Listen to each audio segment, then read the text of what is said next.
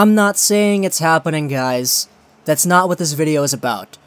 So I was on Twitter a few days ago, and I came across this article posted by Scott Rosenheck on the Canuck Way, and it was titled, "What Would It Take for the Canucks to Make the Playoffs?" And I looked at the article, I looked at the link, and I was like, this guy's out of his mind if he thinks that we're actually making the playoffs, right? And I clicked on it, and then the first paragraph was like, yeah, no, we're not doing it, but like, what exactly would it take? And so I was like, okay, this is a chill article, let's read through it. And basically the main idea here presented was a miracle. And you could sum up everything within that one word, a miracle. And I think that's pretty fair, right?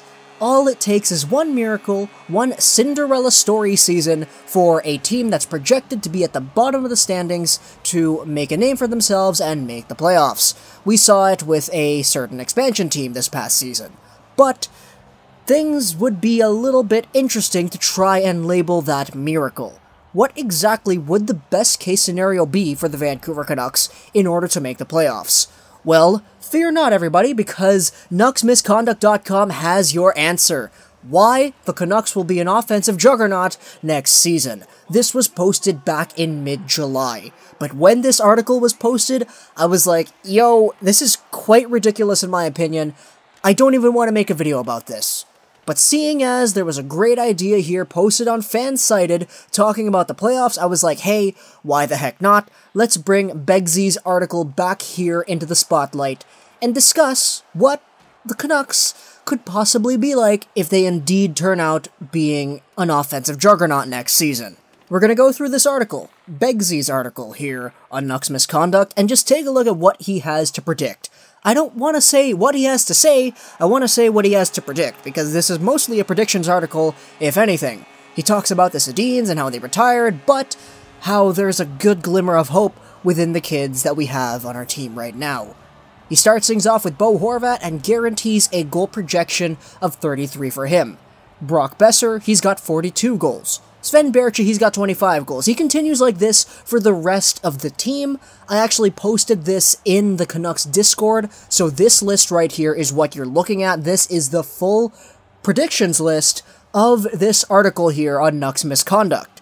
Boeser, 42, Pettersson, 41, Horvat, 33, Louis Eriksson at 26 goals, Sven Baertschi at 25, Granlund at 24, Sutter at 21, Virtanen at 20. So right away there, we have 8 20 goal scorers, 18 for Goldobin, 17 for Leipzig, 14 for Roussel, 12 for Edler, 11 for Schaller and Pouliot, Tanev gets 8, Gagne gets 7, Del Zotto, Stetcher with 6, Hutton with 5, Hughes, no, that was before he said he was going back to Michigan, Beagle, Biega, and Goodbranson, each with 1, and Beagle and Biega with another 1. So yeah, there's a total of 352 goals, if you do not include Quinn Hughes, and even at the bottom of this article right here on the page, it says the guaranteed lowest number of goals the Canucks will score is 305. Which is interesting because no team last season had 300 goals. And right away, this is a prediction. Of course, I don't want to rip on one guy for making one seemingly unrealistic article that has a whole bunch of predictions, but hey, we brought it up. What would it take for the Canucks to make the playoffs? And I think this guy on Nucks Misconduct really does have your answer here, because none of these numbers individually, mind you, seem too out there. Like, could Eriksson get 26 goals? Maybe? He is really overdue, and he does have talent as exhibited with his years in Boston. 26 isn't, like, Gretzky out of reach, but, like, still. Some of these numbers, man, taking a look at all of them combined together for 350-plus goals, it doesn't really seem too plausible, in my opinion. That's my opinion. This guy's opinion, it seems plausible, and he says that it's guaranteed that we get 300. That's the beauty of having differing opinions. But to answer the question, a miracle would need to happen if the Vancouver Canucks were to make the playoffs next season, and this article right here basically defines that miracle. On top of this, add some great goaltending and some better defensive pressure from guys like Goodbranson, and we've got ourselves a good playoff team. Let's say it, man. If Pettersson and Boeser each get 40-plus goals, we get 8 20-goal scorers on our team, we get a whole bunch of guys who show up to their best potentials. Heck, freaking Granlund gets 24 goals. we're going to be a playoff team, right? If we get 350 goals, we're a playoff team. Is it plausible? That's up for you guys to decide. So I want you to comment down below. If we're making the playoffs next season, what would be the most realistic miracle that we could think up?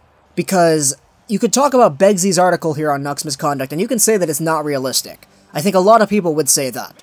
But there would definitely be some people that say that it is plausible that we do get 350 goals next season. So I want your opinions. What is it? What's the cap? What is our playoff miracle for 2019? Hope you guys enjoyed this video plus /gaming, and bye.